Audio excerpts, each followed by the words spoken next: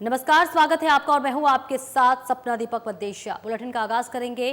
10 दिवसीय मानसून सत्र के पहले दिन की कार्रवाई शुरू हो गई है। सदन की कार्रवाई शोकोदगार से शुरू हुई, जिसमें विधानसभा के 3 पूर्व सदस्यों टेकचंद डोगरा, नारायण सिंह स्वामी और दौलत राम चौधरी के निधन पर सदन में दुख जताया। विधानसभा अध्यक्ष कुलदीप सिंह मठानिया ने दोनों पक्षों से सदन की कार्रवाई को शांतिप्रिय ढंग से चलाने का आग्रह किया। सदन की कार्रवाई शुरू होने से पहले सीएम सुक्खू की अध्यक्षता में कांग्रेस विधायक दल ने सत्र को लेकर रणनीति बनाई। वहीं बैठक के बाद सीएम सुक्खू ने कहा कि विपक्ष सदन के भीतर जनता के मुद्दों को उठाने का काम करे। सरकार विपक्ष के सभी सवालों का तथ्यों सहित जवाब देगी। विपक्ष को सदन में तर्क सहित चर्चा में भाग लेना चाहिए, न कि सुर्खियां बटोरने के लिए केवल वॉकआउट ही करना है। सरकार ने 10 दिन मानसून सत्र रखा है ताकि विपक्ष को पूरा समय मिले। वहीं नेता विपक्ष जयराम ठाकुर ने सदन में जाने से पहले कहा कि प्रदेश की कांग्रेस सरकार में कानून व्यवस्था की हालत दयनीय है। मॉब लिंचिंग जैसे मामले सामने आ रहे हैं और सरकार आंखें बंद कर बैठी हुई है। कर्मचारी एरियर और डीए का भुगतान न होने पर आंदोलन कर रहे हैं। वही भ्रष्टाचार हर विभाग में सामने आ रहे हैं। युवाओं को नौकरी नहीं मिल रही है और ऐसे में विपक्ष मजबूती से सदन के भीतर जनता के मुद्दों को रखेगा और सरकार से जवाब मांगा जाएगा।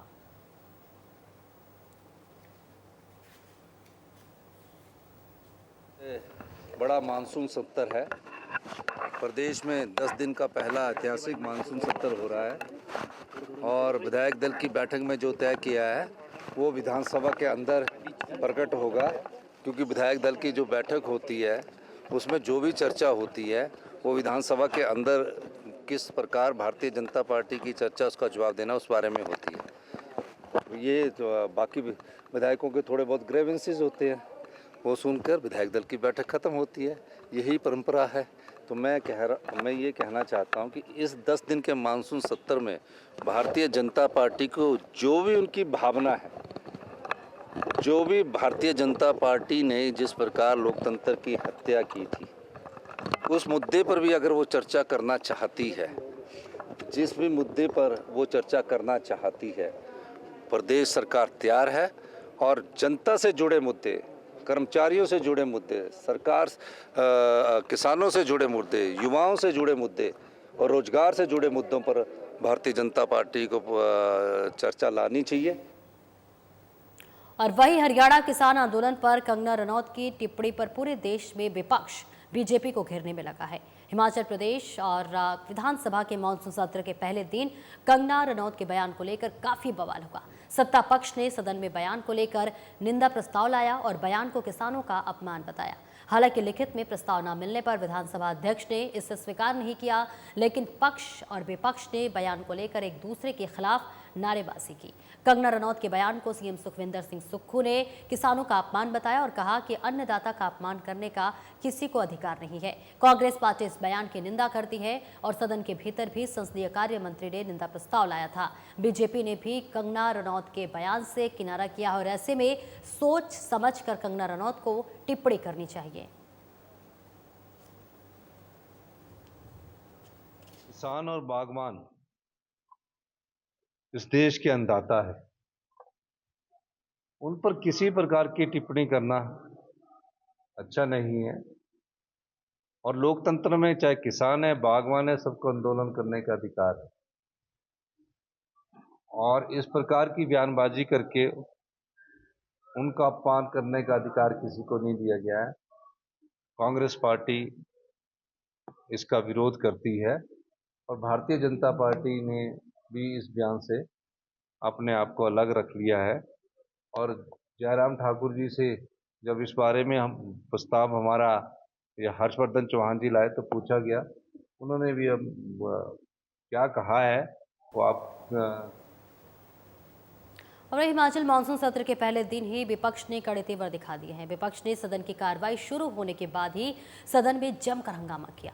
नेता प्रतिपक्ष जयराम ठाकुर ने सदन में विधानसभा अध्यक्ष से प्रदेश में कानून व्यवस्था को लेकर स्थगन प्रस्ताव को लेकर चर्चा देने की मांग की, तो वहीं इसकी अनुमति नहीं मिली, जिसके बाद विपक्ष सदन में नारेबाजी शुरू की और नारेबाजी करते हुए सदन से बाहर आ गए। नेता प्रतिपक्ष जयराम ठाकुर ने कहा कि प्रदेश में कानून व्यवस्था पूरी तरह से चरमराई हुई है, आए दिन घटनाएं सामने हो रही हैं, लेकिन प्रदेश सरकार अपराधों पर अंकुश लगाने में नाकाम हो रही है। उन्होंने कहा कि बीते दिन बद्दी में एक मारपीट का मामला सामने आया, जहां पर 15 लोगों ने 3 युवकों के डंडों से बेरहमी से पिटाई कर दी, जिसमें एक युवक की मौत हो गई जबकि 2 गंभीर रूप से घायल हो गए।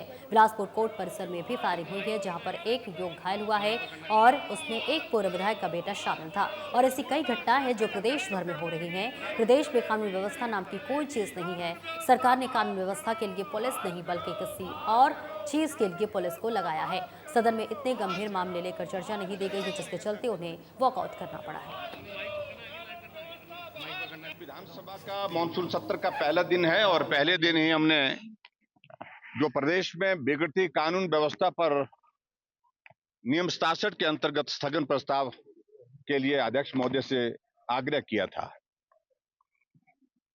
और जिस प्रकार से आप सब देख रहे हैं कि पिछले कल ही एक घटना बद्दी में होती है और 14-15 लोग 3 लड़कों की पिटाई करते हैं, डंडे से पिटाई करते हैं। उनमें से एक की मौके पर वहां पर मौत हो जाती है, एक पीजीआई में एडमिट है, एक पंचकुला के हॉस्पिटल में, और दोनों गंभीर हैं। और ये घटना एक घटना नहीं, इस प्रकार की घटनाओं का क्रम बहुत लंबा चौड़ा हो गया पिछले 2.25 साल के कार्यकाल। और वही हिमाचल प्रदेश विधानसभा के मानसून सत्र का अंदर और बाहर दोनों तरफ धमाकेदार आगाज हो गया है। विधानसभा के अंदर जहां विपक्ष ने प्रदेश कानून व्यवस्था को लेकर वॉकआउट कर दिया, तो वही सदन के बाहर महिला कांग्रेस ने हिमाचल प्रदेश में अपनी ही कांग्रेस सरकार की कानून व्यवस्था पर सवाल उठाए हैं। अलका लांबा ने कहा कि बीजेपी बूथ अध्यक्ष की बेटी ने बीजेपी विधायक के हंसराज के खिलाफ दी गई शिकायत एफआईआर दर्ज हुई है, लेकिन पुलिस ने विधायक के खिलाफ कार्रवाई क्यों नहीं हुई। अलका लांबा ने कहा कि बीजेपी विधायक हंसराज के खिलाफ कार्रवाई की मांग को लेकर आज विधानसभा का घेराव करने पहुंचे हैं और इसके बाद पुलिस के आला अधिकारियों से भी मुलाकात करेंगे। प्रदर्शन के दौरान महिला कांग्रेस कार्यकर्ता आक्रोश में थी, जिसके कारण कार्यकर्ताओं और पुलिस महिला जवानों के बीच हल्की झड़प हो गई। सच बताऊं, मेरा कोई कार्यक्रम, क्योंकि हिमाचल की धरती पर आने को मैं मजबूर हुई हूं। कश्मीर में, हरियाणा में चुनावों की घोषणा हो चुकी है, लेकिन हिमाचल में चुनाव नहीं है पर बेटियां खतरे में हैं। इसलिए मेरे को सारे अपने कार्यक्रम रद्द करके आज मुझे हिमाचल आना पड़ा, खुद यहाँ की सड़कों पर उतरना पड़ा। भाजपा के विधायक हंस राज पर गंभीर आरोप भाजपा की बूथ अध्यक्ष की बेटी ने लगाए हैं। एफआईआर होगी। हम धन्यवाद करते हैं सरकार का कि आपने बिना समय गवाए बेटी की एफआईआर की, लेकिन उसके बाद क्या किया ये पूछने के लिए आज हम पुलिस हेडक्वार्टर के अधिकारी को मिलेंगे। हमें खुशी है कि यहाँ की सरकार ने बेटी की एफआईआर ली, क्योंकि दिल्ली में बैठी सरकार, भाजपा की सरकार ने दिल्ली पुलिस को विनेश फोगाट, साक्षी मलिक की एफआईआर नहीं करने दी। सुप्रीम कोर्ट जाना पड़ा बेटियों को, पर यहाँ की बेटी की एफआईआर होती है। लेकिन क्या एफआईआर न्याय है? नहीं। हम पुलिस से पूछने जा रहे हैं कि एफआईआर के बाद क्या भाजपा के इस विधायक हंसराज की गिरफ्तारी होनी चाहिए। पन्नालाल ट्रस्ट के बैनर तले सदर विधानसभा क्षेत्र की महिला मंडलों की महिलाओं ने मंडी बाजार में विभिन्न मांगों को लेकर प्रदर्शन किया और यह प्रदर्शन सकोडी पुल और रासेरी मंच के बस स्टॉप को बहाल करने व पटल में इंडोर स्टेडियम को न बनाने को लेकर आवाज बुलंद की। प्रदर्शन में सैकड़ों महिलाओं ने पन्नालाल ट्रस्ट के चेयरमैन राजेश कपूर के साथ इन सभी मांगों को लेकर बाजार में प्रशासन के खिलाफ जमकर नारेबाजी की। महिलाओं ने सेरी मंच, सकोडी पोल चौहटा होकर एसपी ऑफिस के बाहर धरना संपन्न किया। ट्रस्ट के चेयरमैन राजेश कपूर सहित महिलाओं ने एसपी और डीसी को ज्ञापन सौंपा।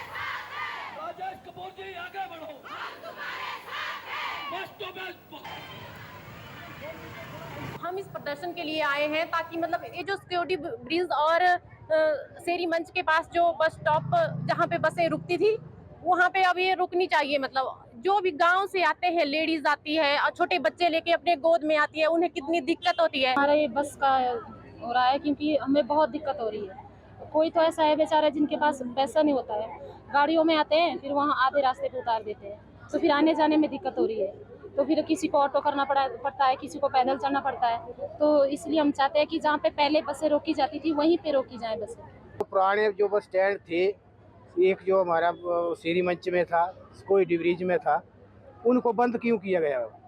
जो सदियों पुराने थे वहाँ पर हर आदमी को आसानी होती थी। कोई हॉस्पिटल जाने वाले होते थे, कोई अपने बच्चों के साथ, कोई दिक्कतों के साथ फंसे होते हैं लोग, तो इधर उधर क्यों भटके? ऑटो वालों को किराया क्यों दे? क्या मतलब है इसका? और किसी की धमकी आ रही है, भाई मत आओ जी, महिलाओं मत आओ। ये जो बस स्टॉप्स हैं उनको बंद कर दिया गया है, उनको हम बहाल करवाना चाहते हैं, जिसमें स्कोडी पुल मुख्य है और शेरी मंच मुख्य है। तो क्या कितने लोग आपके साथ रहे आज और क्या आपने अवगत करवाया प्रशासन को? हमने सिर्फ उन्हीं लोगों को बुलाया है जो इस बस स्टॉप्स के कारण इफेक्टेड लोग हैं, उन्हीं को ही हमने अपने पास बुलाया है। बाकी और पंचायतों से नहीं बुलाया है, क्योंकि ट्रैफिक व्यवस्था गड़बड़ाए नहीं या लोकल लोगों को, शहर के लोगों को दिक्कत ना हो। और इस बुलेटिन में इतना ही। नमस्कार।